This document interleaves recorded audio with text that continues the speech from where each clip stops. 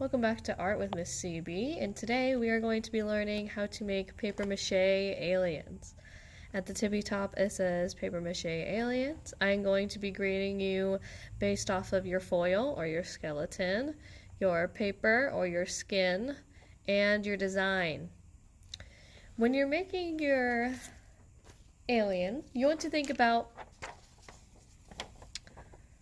what do they look like? Do they have a personality?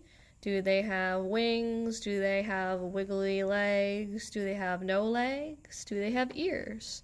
Do they have eyes? Do they have one eye? Do they have two eyes? And then you are going to write everything down on the back. So, for instance, my alien is from the planet Zomar.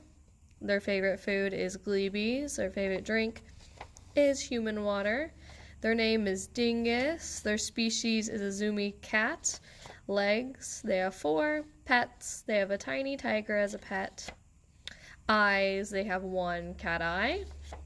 Color, they are blue. Patterns, they have a stripe pattern. Hates, they hate dogs and pickles. Loves, they love to swim. Clothing, they wear none.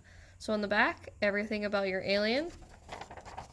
On the front, you're going to be using crayons and markers to draw anything you want to remember about your alien. So earlier I was talking about things like skin and skeleton. What do I mean by that? I mean, the very first thing we're going to do is draw our alien, like we saw before. Then we're going to form that alien's skeleton. Or in other words, we are going to sculpt using foil, tin foil. That builds our skeleton or our alien's bones. And then it's a little bit harder to see, but we just cover that up with paper mache, also known as our alien skin. And then finally, once that all dries, we are going to paint our alien. You need 3 easy things to make your alien. You need a sheet of foil, some yellow tape, and art paste, otherwise known as paper mache. Elmers is the best, personally. After we have everything we could possibly know about our alien, it is time to start crafting. I am going to show you how to form a ball and a leg. When you are using this, you are not going to be cutting with scissors. You are going to be ripping and crumbling. Ripping and crumbling. Alright, gently into a ball and then do it harder and harder until it gets to a pretty firm ball shape. Let's just say I want to make this bigger.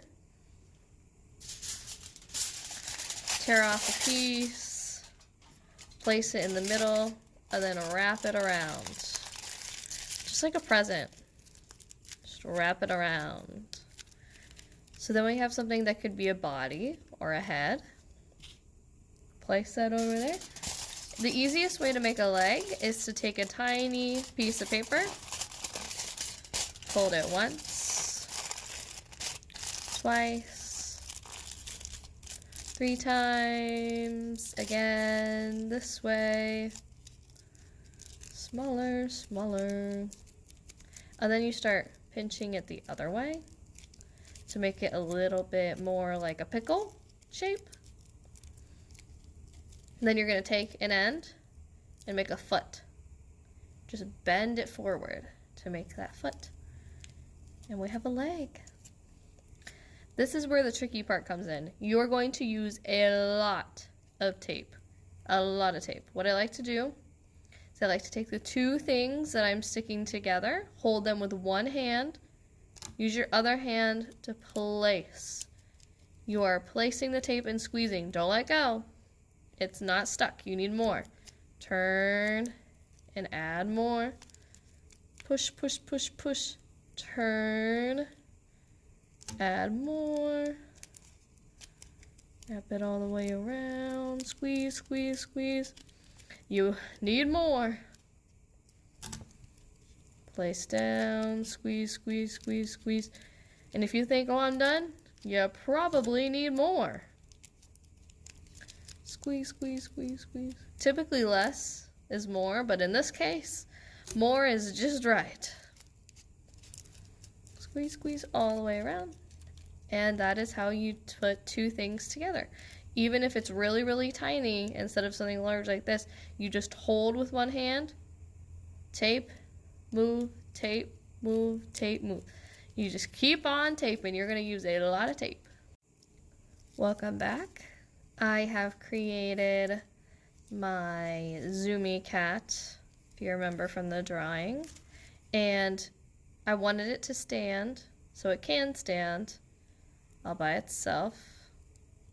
If you don't want it to stand, it doesn't have to stand, but it can stand, because I made 4 equal legs. And you can see how much tape I put on this guy. He is wrapped up in tape. So now, after I built everything, everything's kind of sturdy, I have my skeleton. It is time to start building the skin or foil. You are going to need at least 15 pieces of paper or newspaper. Okay, at least.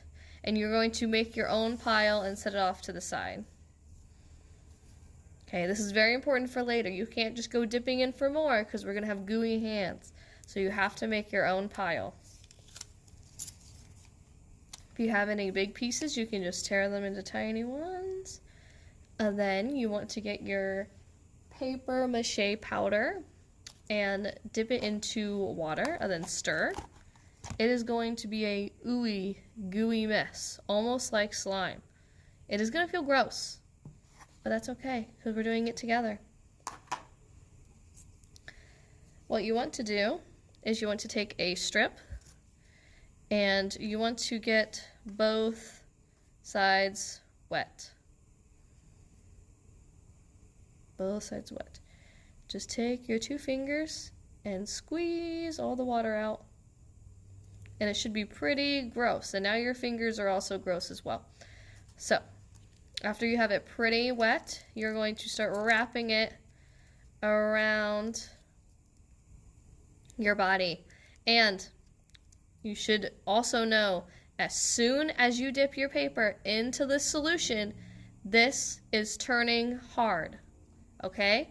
So you want to work a little bit fast to get it exactly where you want it before it starts to harden. Because that's why we use paper mache, is so we can get a hard skin in order to make our statue safe and sturdy. And to make sure that our alien doesn't break apart and we can add some pretty colors to it. So again, getting it really, really wet. Really, really wet. Which is why it's so important to have our separate pile. And then you are just rubbing it in all the way. I don't want to see any skeleton showing. Our skeleton doesn't show, so I don't want to see this guy's skeleton show. Not everything is going to obey your every whim. For instance, this piece of paper, I want it to bend to match this head shape, but it's not doing it. So, if that happens, you want to take that piece and just hold it down. Hold it down. Count to about 50, and then let go. And it should form to whatever shape you need it to. And that's also why we're using tiny pieces of newspaper instead of really big ones, because really big ones are harder to form than really small pieces of paper. It's important to know that not everything is going to be perfect, and that's a-okay. Once we paint it, it'll look really nice. And if your paper mache is dripping wet, make sure you keep it over the bowl while you wrap it around. And there you have it.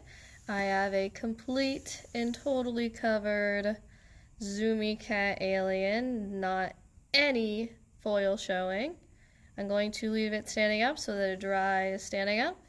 This solution is good for up to 3 days as long as you keep the lid on. And that is it. After you're done and it dries, you can start painting. Thank you for watching.